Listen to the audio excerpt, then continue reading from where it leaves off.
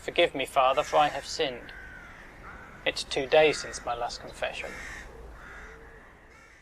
I think I'm starting to lose my faith, Father.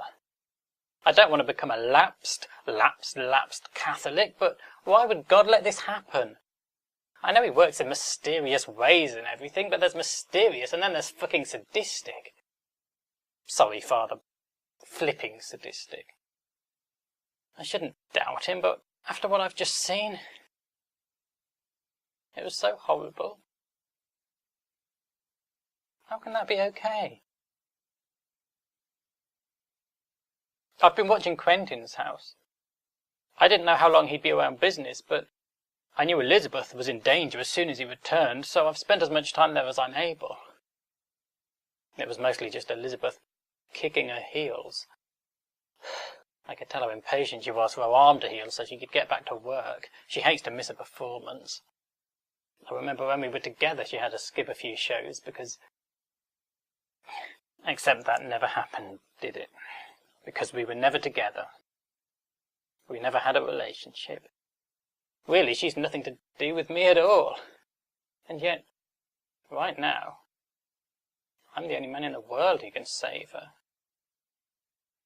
Is that God working in mysterious ways again? Am I part of his divine plan? Or is it just blind luck? At one point I saw her looking at the Finnemore Carter Industries website, which gave me hope. At least she hadn't entirely dismissed my warning, and she would have seen on the website that Quentin's the MD, so she knew now that he lied about his job. You'd think that would be evidence enough that my whole story was true, or at least credible. But if she'd accepted that he's planning to kill her, she'd have got out like a shot, wouldn't she? The fact that she was still in the house meant she was open to the possibility that he could explain himself, which meant he could still banish her suspicions with a good lie. In a way, I was dreading his return. But I knew it had to happen, so when his car rolled up this afternoon, I felt relieved that at least I was there to witness it. Elizabeth came downstairs to greet him, while I quietly did my usual thing of recording his odometer reading in my notebook. They kissed, then went through to the living room at the back of the house. That's a bit awkward for me. I can't get into Quentin's back garden. There's a big gate he keeps locked. There's only one way I've found that I can get a decent view into the living room. If I go onto next door's roof, which I can do quite easily via the adjoining wall and then the garage. They've got a little extension at the back, and if I get onto that and lie down, I can see very nicely in Quentin's window. They chatted for a while. I couldn't hear, of course, but with the binoculars I can see their expressions pretty well. To begin with, it seemed like a normal, relaxed conversation, except whenever Quentin wasn't looking, Elizabeth's smile would fade and she'd start to frown, so I knew there was something on her mind. After a bit, she obviously decided it was time to raise the issue, because her expression turned all shy and hesitant, like a young Princess Di, and she said something to Quentin, and it got quite a reaction. He looked surprised and maybe a bit worried, but he recovered quickly and laughed, only it was obviously a fake laugh, like he was trying to make light of what she'd said. I was expecting his fake laugh to fool Elizabeth. She's easily fooled. But this time she stuck to her guns. She spoke again, looking very serious. And now Quentin abandoned his pretense of levity and acted all offended, like she was making ungrounded accusations or something. Then things very quickly became heated. I could see that they were both raising their voice now and getting quite animated, and suddenly he slapped her. I didn't like the way this was going. Many will slap a girl. Don't usually need much provocation to do a lot worse. And then it happened. He grabbed her roughly and threw her down on the sofa. I could see her screaming. She's still got a broken arm, remember? Then he stomped over to the window, lifted the curtain cord from its hook, then back over to Elizabeth, where he sat on her chest and calmly bound her feet. She was using a good arm to thump at his back, but he didn't look bothered in the slightest. What I couldn't just lie there and watch, could I? If Elizabeth was ever going to need my help, this was the time. Trouble was, it's not so easy to get down from that extension roof. It's too high to jump. You have to go back over the house, then down onto the wall via the garage, same way I got up, only in reverse. Except there's a bit of a drop from the main roof onto the extension. Getting back up is the tricky part.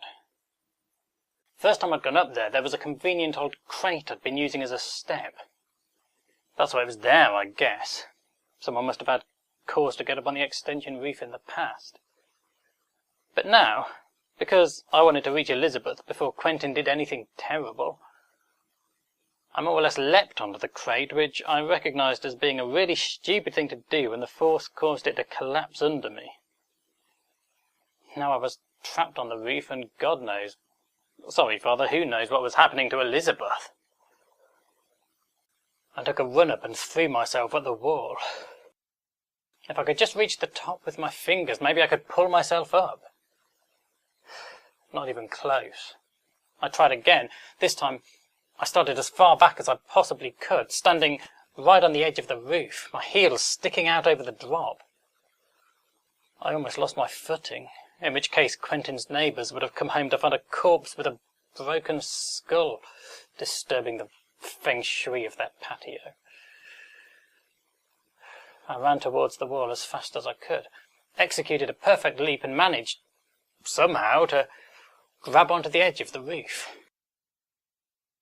I was sweating so much now that it was a hell of a job not to lose my grip, but I hauled myself up and kept going.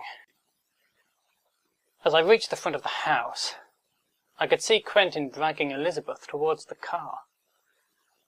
He'd tied her up more thoroughly now, and she was pretty helpless.